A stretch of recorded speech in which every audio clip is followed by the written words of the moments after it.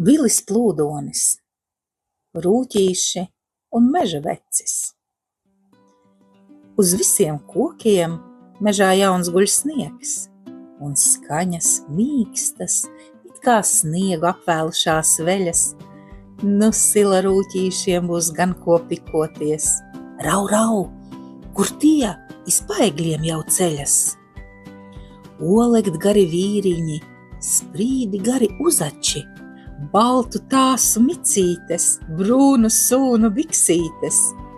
Divi pulkos stājas, ņirb pa gaisu kājas, sniega vāli veļas, skanšu vaļņi ceļas. Šņāds bumbas tvirtas, plīvo matu cirtas, klaigas un brēka, ņemas cik spēka, kā vaigā zied tvīksme, kāds prieks, kāda līksme. Hallo, heidā, bravo, urā! Te rupja balss no meža malas sauc. Tas tak par daudz!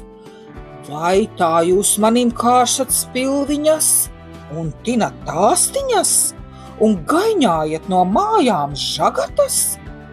Tik blēņas jums un niekošanās rūp, tūlīt uz lāču purvu lasīt lāčsūnas.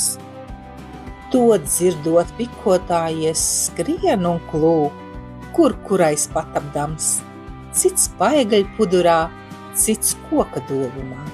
Cits rudzrugāju rudens aparā, un lielās zaļās acis bolīdams, un teterkāpostus tiem visiem solīdams.